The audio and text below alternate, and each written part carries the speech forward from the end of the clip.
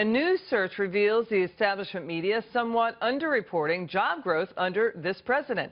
President Trump tweeting and posting on Instagram this image from a segment on our show last night reporting about February's job boom. President Trump saying, quote, "Great news, we are only just beginning. Together, we are going to make America great again." Now let's take a look at how it all went down. Watch. President Trump's first full month in office bringing a massive employment boom. ADP reporting U.S. companies added a whopping 298,000 new jobs in February.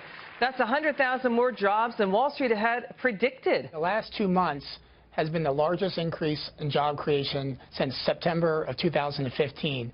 And it's interesting, we talk about the promises that he ran on, now they're promises kept. So I think, you know, much like the stock market, the market doesn't lie. Job creation and job growth also doesn't lie. I think the president's just simply keeping his promises to the American people. Well, look at back my political panel, Mark Serrano, Jessica Tarlov. Jessica, according to a study, the media spent 107 minutes refuting the president's tweet accusing Obama of wiretapping the Trump camp, but zero mentioned about the positive economic tweet, this tweet that went out last night about our show. Why is that? Oh, I don't know, but I definitely saw all 107 minutes, and I was pretty excited by it. No, I think the job growth number is fantastic, and, you know, I think everyone can agree if the American president succeeds, the American public succeeds, and that's a wonderful thing. The disparity, I believe, has a great deal to do with the fact that he calls the news media fake news, and he has an ongoing war with them. So stay with me. If he calls them that, which we don't agree with, a lot of people say, well, of course it's not fake news, but they're supposed to not do their job? No, absolutely not. As I said, I don't know why that was underreported. I myself did see it, but I know that it was covered here, and I did see it in the papers. Obviously, it was in the Wall Street Journal, it was in the New York Times, but cover it more. All right, Mark, another story the media may downplay. Not only are job numbers going up under President Trump, but illegal border crossings are going down. Illegal border crossings plunged 40% in just 1 month alone from January to February. That's according to Customs and Border Protection.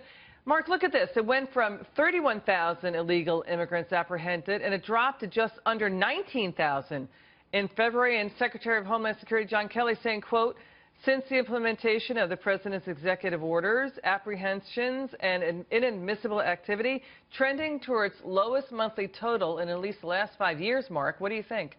Well, it's because the president's doing something revolutionary. He's enforcing the law.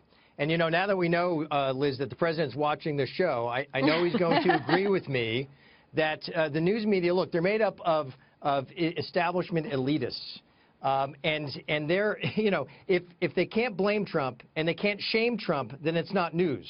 And so naturally they're going to ignore the good news. Look, when the New York Times ran a front page story about the wiretapping in January, it got no coverage from anyone. When the president talks about it on Twitter to his 26 million followers, up from 1.5 million in 2015, you know, then all of a sudden it's outrageous and you have to debunk it. The reality is the elitists in the media do not understand those 26 million people and his supporters. They don't relate to them, and they sure don't represent them like Donald Trump does. Mark, I think you're next in line for a White House job, judging by how the Trump administration's been hiring lately. That's okay. No. Sean Spicer's doing a great job. They don't need me. I didn't say you could have that job.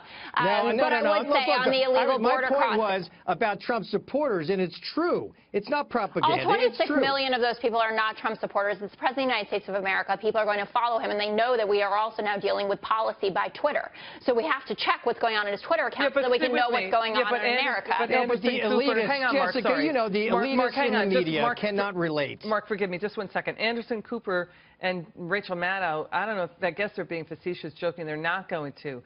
I don't follow. Sorry, not going to read the president's tweets. You know. No, I think that they're reading them. Even when you try to avoid them, they're in all of your retweets. But they're saying they're not. I mean, is that the way you're supposed to hold a president accountable, by not reporting on it?